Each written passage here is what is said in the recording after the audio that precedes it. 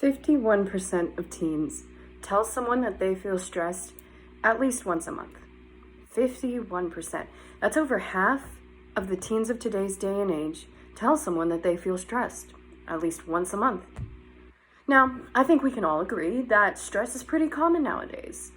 You get stressed when you have a project due or a deadline to meet, or maybe you're stressed over something that should be more fun, like relatives visiting or even planning a vacation.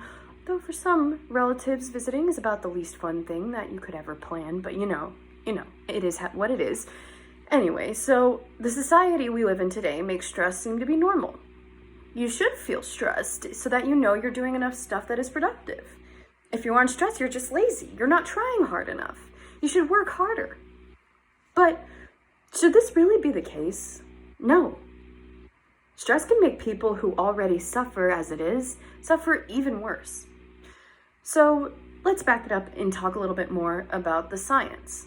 So stress is not an emotion. It is, but it's a little bit more than an emotion.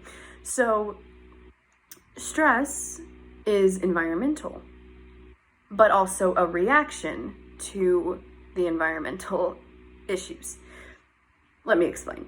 So stress can go down to the molecular and chemical level on top of the kind of mental level. So a lot of people talk, therapy about the mental level, but it's a little bit less known about what goes on in the chemical level. So the first thing that happens is that the amygdala, or the emotional regulation center, reacts to stress signals, outside stress signals, and alerts the hypothalamus, which is in your brain.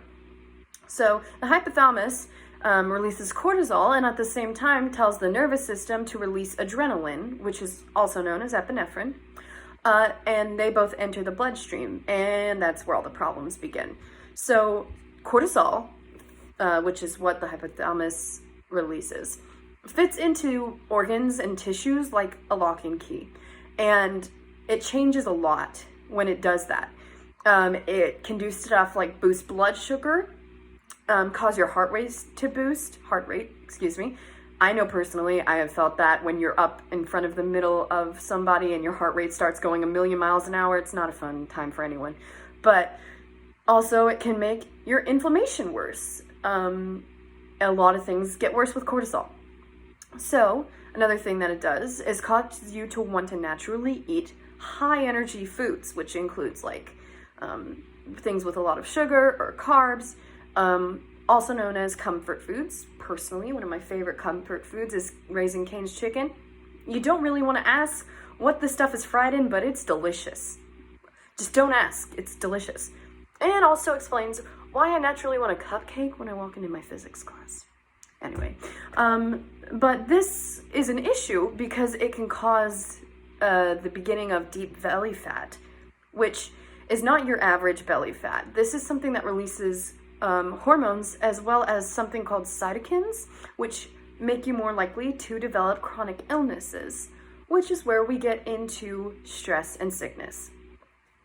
So chronic stress can cause immune system issues, which I know, as I'm someone who suffers from immune system issues, which we'll get into a little bit later. No need to worry about that at the moment. But because of all the stress effects, chronic illnesses are prone to being worse. So there was a Cambridge group called Molecular Psychiatry that published a study saying that mental and physical health are severely affected by the environment. That being said, environmental stress causes physical and mental stress. Chronic stress can also affect stuff like gut bacteria, making pre-existing stomach issues more prominent. So for people with IBS, it makes it a lot worse, or you can even make digestive issues a whole lot worse.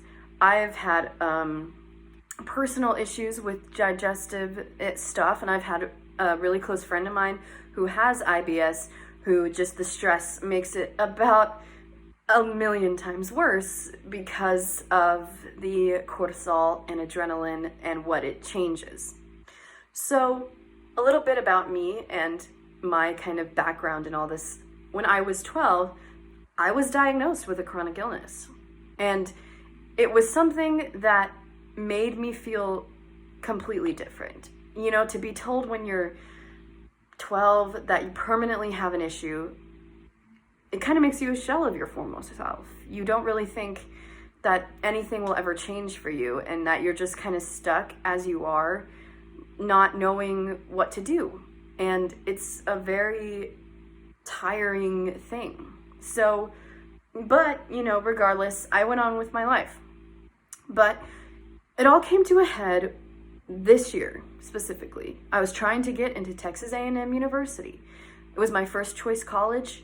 I was convinced that was where I would go, and I would do anything I could to make it work.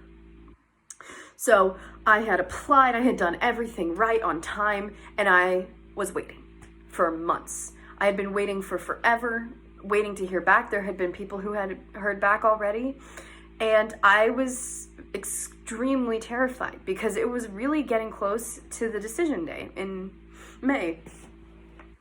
And my body underwent an extreme amount of stress. I'm talking, I could not function at all. I was doing my absolute best just to finish my schoolwork and just to survive.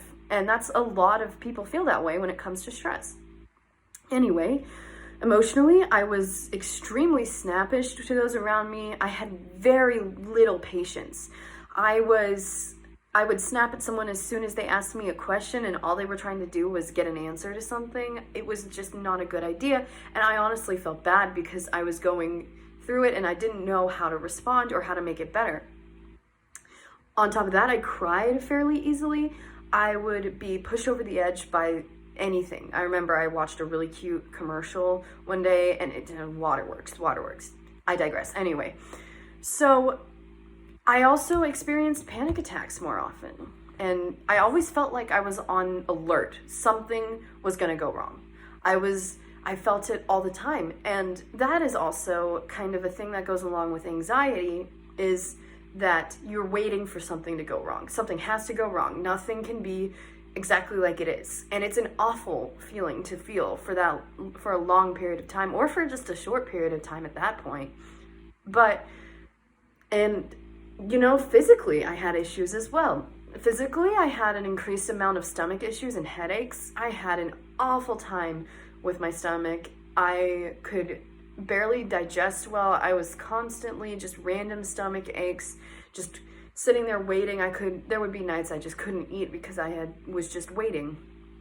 And I had the headaches were awful as well. It would just be I had to wear my glasses more often and I couldn't do anything about it. But so on top of that were my personal chronic illnesses. So I have POTS, which is postural orthostatic tachycardia syndrome. This means that my blood pressure drops very easily to dangerous levels. Dangerous as in I pass out easily. I've passed out many times. I've had issues before. You know, it's just kind of sometimes it is what it is. Also have some chronic fatigue with that, and joint pain. If there is a joint in your body, you name it, I have felt pain in it before. I've had days where I can't get up because my knees and ankles are just not working with me very well. But on another thing I have on top of that is called mast cell activation syndrome, which is an autoimmune disease. It basically makes me in a constant state of allergic reaction to make a very complicated thing pretty easy. And so I would have heat flashes, and because my immune system was already as bad as it would be about 1,000,000 times worse because of it, and I got sick more often. I remember that there were days I would literally just be sitting there sick. And so because of all of this, I personally know how it feels that stress does an unbelievable amount to your body. And, you know, it doesn't help that you are overly stressed with what you're doing, but I think that there is a way to make it better. We just haven't really figured out a way to implement it into our society. Thank you for coming to my TED Talk.